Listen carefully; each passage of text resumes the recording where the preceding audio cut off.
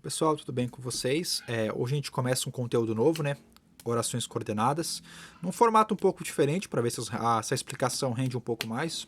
Justamente por ser uma parte mais gramatical e eu não ter o quadro agora para explicar, tive que me adaptar dessa maneira.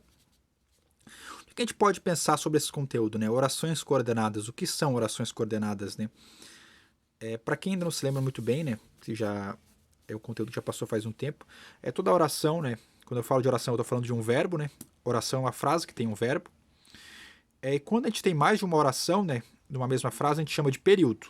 Período é sempre aquela frase que tem mais de um verbo ou mais de uma oração. E chega na questão do período composto, que são orações juntas que possuem uma relação. Por que tinha que relembrar toda essa questão que já estudaram nos outros anos? O que é um período composto, um período simples e tal? Porque a gente vai começar a estudar o quê? Frases assim que estão juntas, elas possuem uma relação, essas orações, né? Porém, elas também têm uma independência entre elas. Qual independência seria essa? É justamente nessa questão do período composto, da oração coordenada. Elas têm uma ligação sintática, mas também possuem uma ligação, uma certa independência entre elas. São frases que funcionam independente da outra, basicamente. Isso que eu quero dizer para vocês. A gente vai ter as orações coordenadas, então, né? A gente vai ter alguns tipos dela. Aqui começa aquela parte mais classificatória da aula de português, né? Aquela parte que eu acho que vocês não. Que é um pouco mais cansativa. Mas vamos começar pela mais simples, né? A oração coordenada assindética. O que essa oração coordenada assindética é?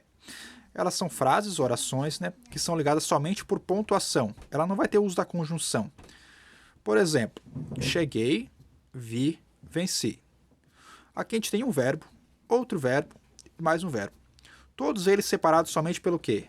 Pela questão da vírgula.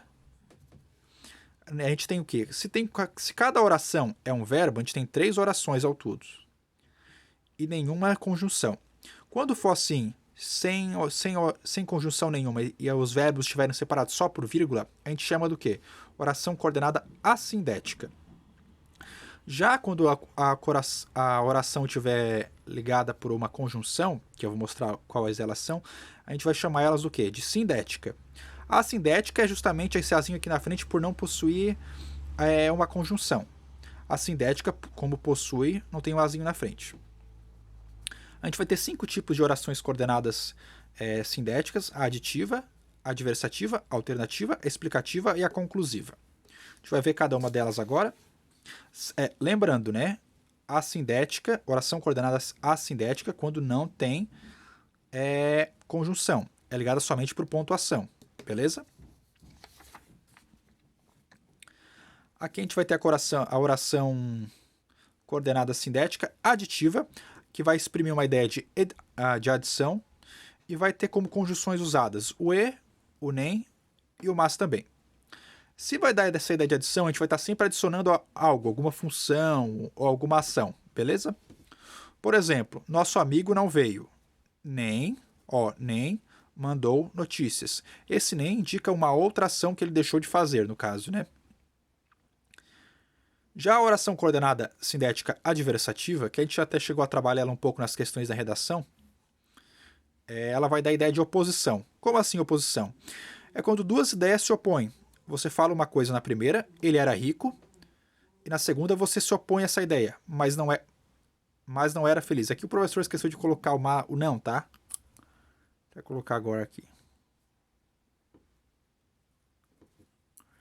Ele era rico, mas não era feliz. Aqui a gente se opõe a essa ideia que o dinheiro traz felicidade, né? E mostrando como ele também não era o suficiente para trazer felicidade. Esse exemplo do mas, ele vai estar muito presente até na questão de estudei muito, mas não fui bem na prova. Ele é sempre essa questão. O mas tem sempre essa questão de se opor à ideia que vem na primeira oração. Fazer oposição a ela. O mas também é uma dessas conjunções usadas nesse tipo de oração. Porém, né, ele vai ter outras como ele, que vai ser quais? Equivalentes ao mas. O porém, o contudo, todavia, no entanto, entretanto não está aqui, mas também serve. E basicamente seria isso. A oração coordenada sindética adversativa exprimindo essa ideia de oposição entre ideias. Você fala uma coisa na primeira frase e na segunda você meio que cria uma oposição a ela. Já a oração coordenada sindética alternativa, que é a mais simples de todas, tem uma ideia de opção. Como assim opção? Por exemplo, ou você trabalha muito ou você morre da fome. A gente está fazendo o esquema aqui, do ou, dando opções, né? Outra conjunção que também é bastante usada é o ora. Ora o tempo melhorava, ora voltava a chover. O que isso quer dizer? Que essa oração coordenada sindética alternativa, ela vai estar sempre falando esses dois pontos, né? Ou acontecia isso ou acontecia aquilo. Ora era isso, ora era aquilo. Outra coisa.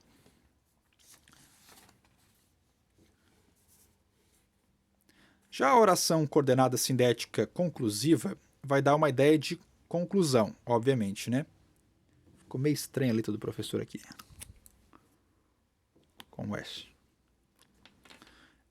As conjunções que vão ser usadas vai ser o logo, portanto, por isso e pois. Por exemplo, este cavalo é bravo. Portanto, esse portanto fazendo uma ideia de conclusão, né? Então, tome cuidado. Já a oração coordenada sindética explicativa vai dar uma ideia, obviamente, de explicação.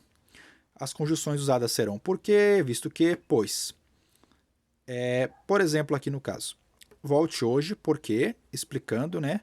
Amanhã será tarde.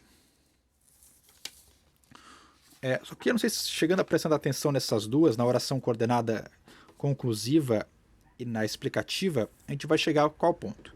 Tem uma conjunção que repete entre elas, que vai estar tanto na sindética conclusiva quanto na oração coordenada sindética explicativa. Qual conclusão é? O pois. O pois ele vai ser explicativo e conclusivo em determinados casos.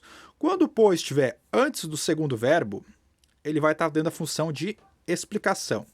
Quando ele estiver depois do segundo verbo, vai ser conclusão. Antes, explicativa. Depois, conclusão. Aqui a gente tem dois exemplos, né? Consegui a aprovação, vírgula, pois... O professor comeu palavra de novo. Estudei muito, tá? Mas aqui eu estudei. Pois estudei muito. Ou seja, o pois vai estar dando a ideia de explicação. Ele conseguiu ser aprovado devido ao estudo dele. Já na segunda, e reparem aqui, né, pessoal? É porque o professor esqueceu de fazer o verbo aqui, né? Mas aqui deveria ter um verbo estudei, né? Pois estudei muito. Sempre repare, antes do verbo é explicativa. Já depois do verbo, como é que vai ser? Estudei como nunca antes. Estudou pra caramba, ou seja, consegui, ó, o verbo tá aqui, pois aprovação.